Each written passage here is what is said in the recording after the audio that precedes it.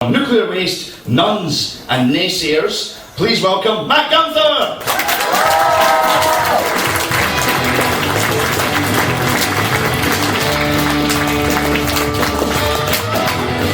Hiya, how are we doing? Good. So, I'm Gunther. I actually tend to be pretty apprehensive about telling people what I do for a living. Not because I don't enjoy it, that's actually part of the problem. It's just that when I do say what I do to people with this round, smug face that I have, people seem to want to punch me in the face. Yeah, that's right. Some of my friends would actually argue that I don't actually need to say anything to warrant being punched in the face, but I assure you, saying what I do for a living at a public engagement event is pretty horrific for anyone to say. For instance, recently I was in the University of York. Anyone from York? Yeah. And some chap came up to me in a very, very dapper suit, raised his head and said, "What you do is completely immoral." I haven't even said what I did at this point. It's quite ironic. He said, "What you do is completely immoral. It's dangerous, you damage ecosystems, and you are stupid." I was like, okay, that's a good start. Okay, I'm pretty stupid. Why am I stupid, Mr. Suitman? And he proceeded to tell me that, well, your Japanese counterparts are so thick that they've come up with this for their new mascot. Yeah, fuck uppy. Okay. So basically I thought, right, I've got to come back at him here. So I asked quite sheepishly what he did for a living. And all of a sudden he went quite coy and he said, "Well, I work for BP." Right, what happened there? But anyway, we do tend to get a lot of people coming up to us rather aggressively, it must be said, without actually having a basis for understanding what it is they're criticising us for. Now, some people about us simply like to make shit up. And take everybody's favourite piece of toilet paper, the Daily Mail. They actually they ran an article in 2010, 2 years before the Olympic Games. Everyone was very excited about the Olympic Games. Everyone was very excited. And they produced this article. Olympic Armageddon, how terrorists could send a nuclear bomb up the Thames to target London 2012. Okay, now I don't know if you can see, but this is by Tom Kane, and Tom Kane is a fiction author. That's right, guys, the Daily Mail is so transparent in their policy to make shit up, they actually employ fictional authors to write them. And basically, just so I know, people might not be able to picture how horrific this scenario might look like. And the Daily Mail actually produced a very accurate and advanced video simulation of what could happen in said event. There it is. Shit. Okay, we're all in trouble there. Now you're all laughing because you realise how stupendously fucking stupid that looks. But I assure you, people who aren't necessarily enlightened about nuclear tend to find this very scary. Take Exhibit A, my mother. Now my mother, when she read this, she is quite an avid Daily Mail reader, boo. And seriously, my mum was at the last set that I did and she wasn't happy about what I'm about to say about it. And basically, she proceeded to throw her Twinings Earl Grey tea across the room at my nan, threw the paper up in the air, and ran into the garden. I was a bit worried about it. And she actually got a shovel and a shed and started shoveling, like this. I've just realised what I'm doing there with one arm. I wasn't meant to use two. But basically, I ran outside, and by this point, she had dug up and decimated her second prize fuchsias from the Northwest Regional competition. She just completely decimated them. I said, "Mother, what are you doing?" And she said, "Matthew, I'm building an Anderson shelter for the oncoming apocalypse. We live in North Wales." I thought I'd explain to her. I said, "Well, Mother, this is what will happen at the London Olympic opening ceremony. Some guy will come on stage dressed as Abraham Lincoln spouting Winston Churchill, and this will be preceded, ironically, by Winston Churchill popping out a really shit cake in the shape of Big Ben. And this will be followed by a countryside cult section involving Morris dances no one gives a shit about anymore. And basically, this will be followed by James Bond. Everyone's really excited, James Bond's on screen. And then there's the back of the Queen's head, but is it the Queen? Is it the Queen? Everyone at home's on the edge of their seats. No, it's Helen Mirren. No, it might be Christopher Biggins in drag, or it might be a Corky in a wig. But oh, hashtag OMFGMA's balls, the Queen's arrived at the Olympic Games.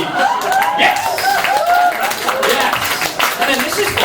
This is followed by David Beckham, looking rather smug, it must be said, flowing down the River Thames. Not a dirty bomb, mother, not a dirty bomb. And then he brings the torch in, and it ends in a very profound ceremony with, I think it's Darcy Bustle dancing around like a prat for a bit. And all of a sudden, it's very profound. Everyone lights the torch, it comes up.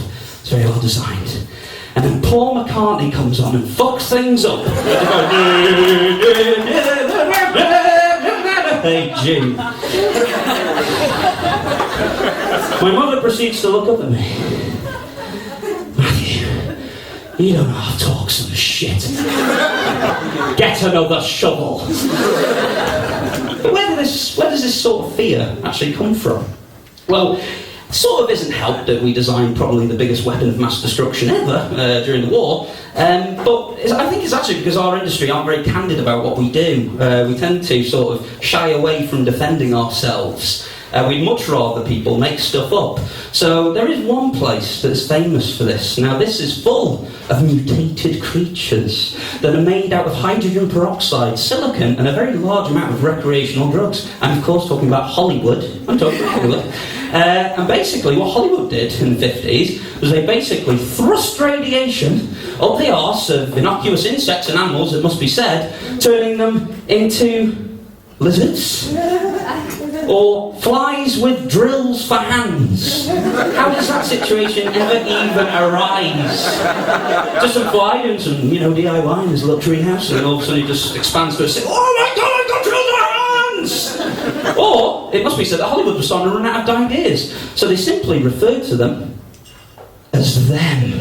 That's right, guys. Just like George Lucas ran out of ways to bludgeon Star Wars to death with a bat in the shape of Jar Jar Binks, so too did Hollywood run out of ways to satisfy actors' fetishes to dress in rubber suits, simply referring to them as them. But basically, nuclear started to fight back in the 80s and, tried to defend ourselves. So Hollywood wanted to explain cultural trends and myths that couldn't be explained by anything else. So take Exhibit A, probably from the world's naffest film, Superman 4: The Quest for Peace. It's called Nuclear Man. It's probably the most quintessentially piece of Cold War American propaganda you'll ever see. And this chap was so shit in the film that they actually dubbed his voice with Gene Hackman's.